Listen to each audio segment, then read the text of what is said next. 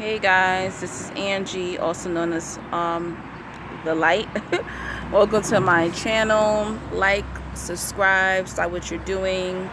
Please like this video. Subscribe to my channel if you haven't, and share if you like. Excuse my face, like I always say. I break out in the summertime due to the heat. I live in New York City, so if you hear noise in the background, that is the reason why you're hearing all that noise, because I'm in front of my house and it gets loud. It's like I guess like late 80s, early 90s today in the weather. It's about 6 o'clock in the evening, so it's starting to cool down. And I don't like to always do videos in the house, so I was like, you know what, let me just do a video in front of my house before I actually go in for the day. Okay, so today I want to talk about, oh yes, and excuse my sweating because it is very, very hot out. Today I want to talk about how the narcissist feeds you doubt and paranoia, and if you're fed that doubt and paranoia, it does cripple you in life. Okay, it trains you to not believe in yourself, to only believe in their words, not to believe in God's word. You know, when God is trying to tell you something, you will tend to just hear the narc voice force feeding you that doubt. You'll just be thinking about what that narc had said to you, what you're capable of doing, or what's going to happen, pretty much. And this happened to me plenty of times. And you know, when I'm telling you things that I feel narcs do, you don't have to take my word for it. I'm talking from experience. I was raised by a narcissist. I had lovers who were narcissists. I had best friends who were narcissists. I had co-workers, landlords, you name it. I have plenty experiences with narcissists. So not everything is going to be in the textbook. I mean, use your common sense. You know, sometimes I see comments of people like, oh, you can't diagnose people with narcissism if they do this or they do that. Okay, you may not be able to diagnose, but if I'm telling you that, it's a red flag, and that's something that you need to look out for, because that is something that I noticed other narcissists have done from my experience and from other experiences that I've seen happen to other people. Okay, so another thing is, when I'm giving you these red flags and I'm giving you these tactics that narcissists do, don't just take one thing out of, you know, 5 other tactics or 5 other red flags and be like, that person's a narc. No. If you are around somebody and they doing at least 5 to 10 things on that list, if it walks like a narcissist and it talks like a narcissist, it's a narcissist. So no, I'm not going to tell you, oh, this person, you know, I hate when lipstick does that. I'm not going to tell you, you know, oh, let's say, oh, like they say, a lot of narcissists eat meat. Okay, but I've been around a lot of narcissists that didn't eat meat. So I'm not going to say, oh, just because a person eats a lot of meat that they're a narcissist. That's just an example. But if you are counting 1, 2, 3, 4, 5 different narc tags that somebody is showing, that's a narcissist. I mean, how much more do you need? How much more proof do you need when you are around that narcissist? So that's what I mean. Yes, there are going to be plenty of things. There are a lot of things that, you know, some people who they aren't narcissists and they still do it. Ugh, I hate sweating. There are a lot of things that narcissists do. There's a lot of things that people do that narcissists do, but it doesn't mean that they're narcissists. So how I look at it is, if they're doing a lot of mental tactics that most narcissists do, that's a narcissist. You don't have to wait until you're on the 10th sign for you to be like, okay, yeah, I think I'm dealing with a narcissist here. Okay, so the narcissist feeds you doubt, and I always like to give examples of things that I have been through. And one of the examples was when my grandmother was dying of cancer, and she was a narc as well. She was a narc.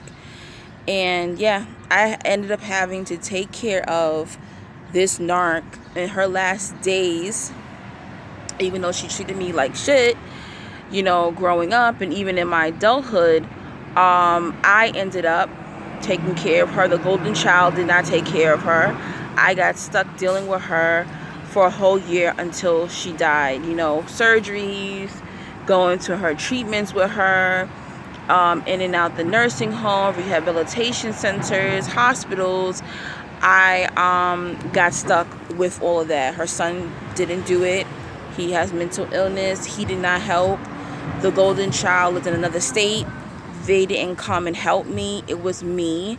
And it was another person that appeared to look as if she was helping. And she was my narcissistic, my dad's narcissistic ex-girlfriend.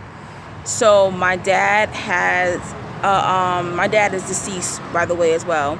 But my dad had an ex-girlfriend who happened to live across the street from my grandmother and she drove. I don't drive. My grandmother didn't drive. So she would offer to, take my grandmother to the doctor or the hospital or, different appointments and things like that. And she was making it seem like she was being, like this good Samaritan. And she always called my narc grandmother mom, even though my dad and her had broke up like 25 years ago, something like that. Excuse the sirens in the background. It's New York.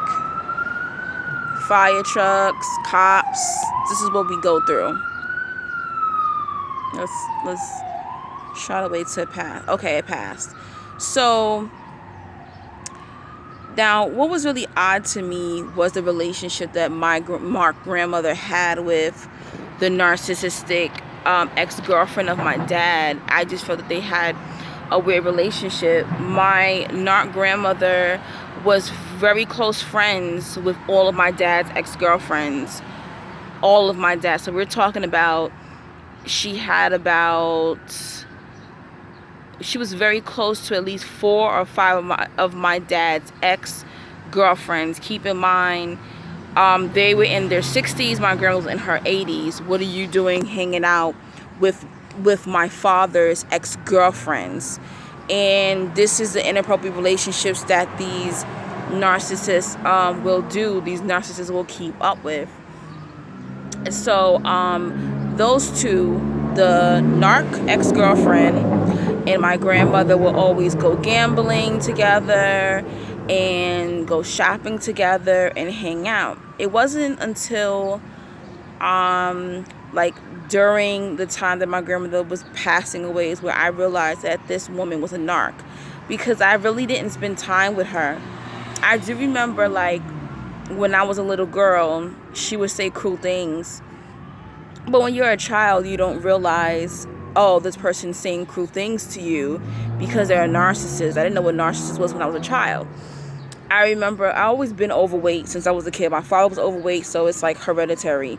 So I remember being the overweight kid, and this narcissistic girlfriend, she would make fun of my weight, and she'll do it in front of other little kids. Like if I was outside playing, she'll be like, oh, you can't even keep up, you can't even run with the other kids, come on, run faster. These are little things that she would do and say and belittle me and talk about my weight to me, when I was a child.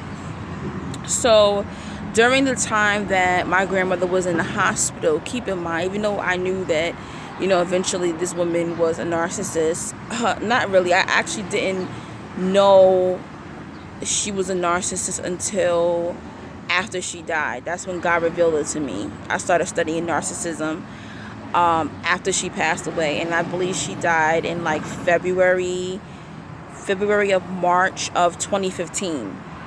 So, but I knew something was up with this woman. And during the time that my grandmother is in the hospital, my grandmother owned property. She had some money and stuff like that.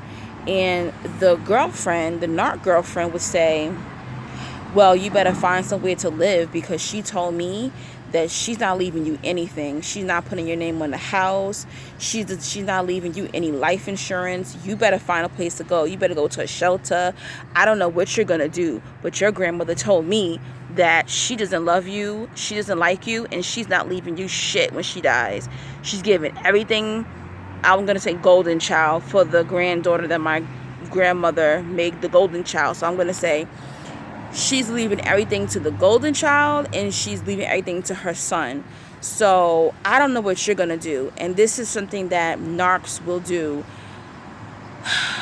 They will continue to feed you doubt in order to scare you, in order to feed your spirit with plenty of doubt, to think that God doesn't have you, or whoever's around you don't have you. And I knew in my heart, I said, you know what? It's a possibility that my grandmother wasn't going to leave me anything. And I was okay with that. I was like, it's all right. I have a job. I will figure it out.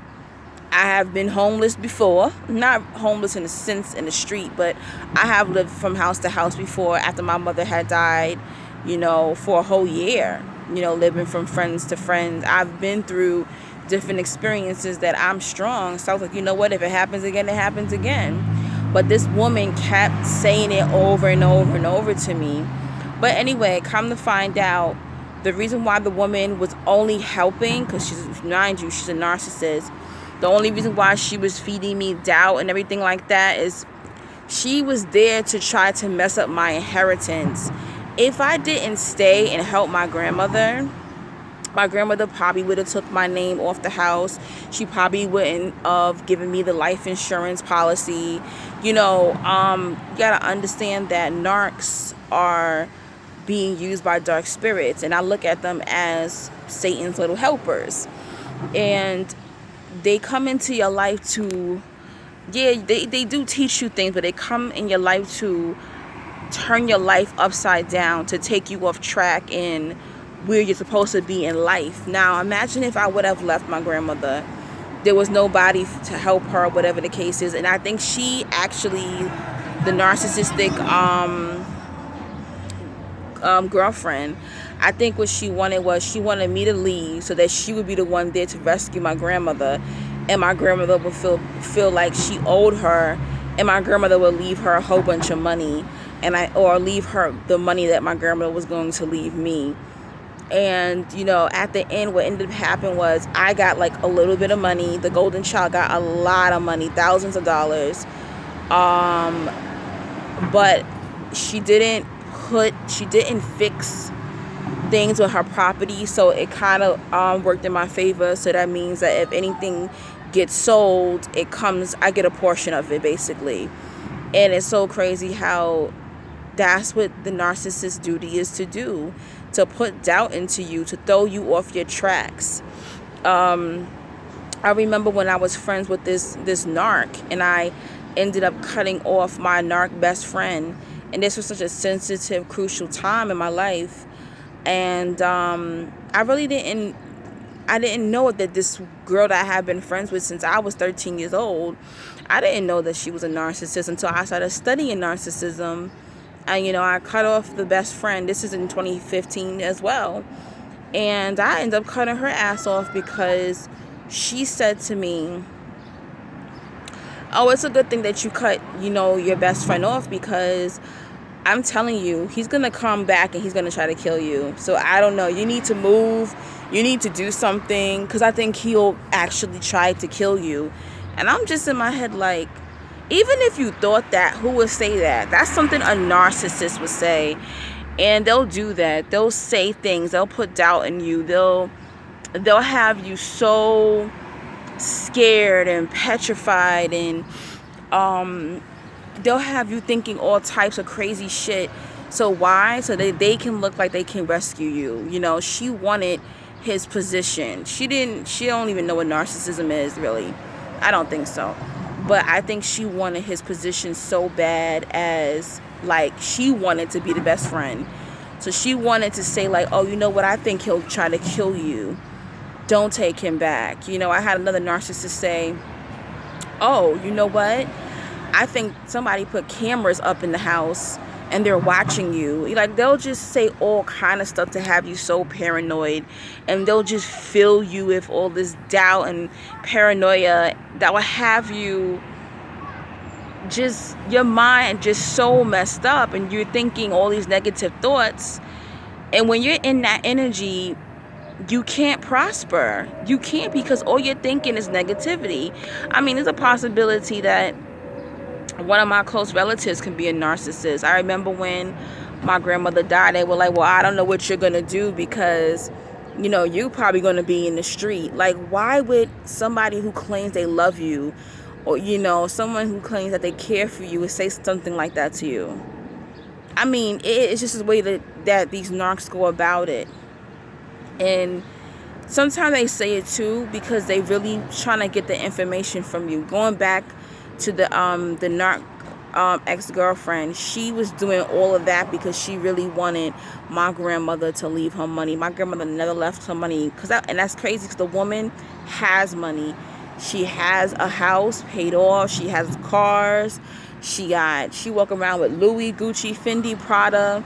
She travels. She's retired. She has money, but she was so greedy. And when my grandmother died, she said to me and my cousin and my uncle, oh, I can't believe that y'all gave me nothing.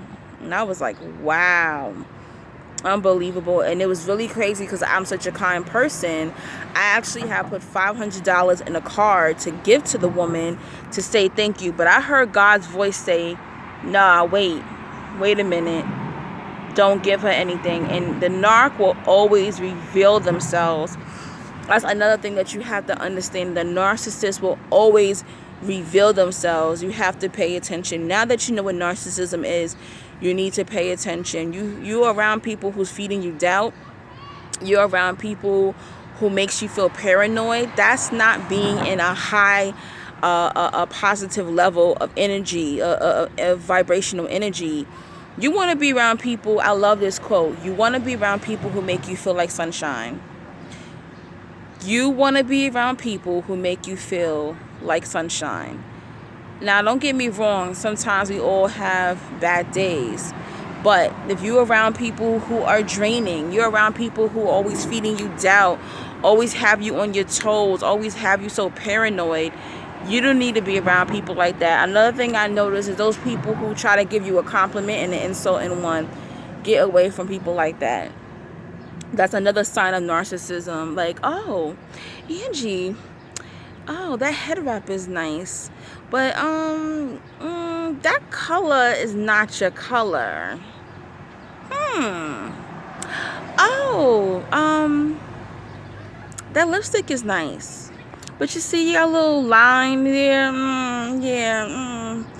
Narcissists will do that. They'll always point out the negative. They'll always point out the bad and something. How the hell are you giving somebody a compliment and you're giving them an insult all in the same sentence? Watch out for people like that. But don't let people feed you doubt. Chances are, if somebody keeps feeding you doubt, then they're negative or they're narcissists. You know, a lot of times people who, they don't have to be a narcissist in order to do that. They can just be a person who is miserable as hell. A person who is just a dark entity, just a dark spirit, a person who has dark spirits on them. So, yes, the narcissist will feed you doubt, will have you paranoid, will have you thinking like the worst is coming, when yet God is sending you blessings. So stay away from narcissists and negative people like this. And I hope everybody has a great weekend, and hopefully I will too. Talk to you soon. I will continue to make more videos. Oh yes, and please donate to me. It has been a while since I've gotten a donation. You want me to continue to do more content? You want me to put out content faster? Donate to my channel. My PayPal information and my Cash App information will be in the comment section in my description bar below. Peace and blessings. Talk to you soon.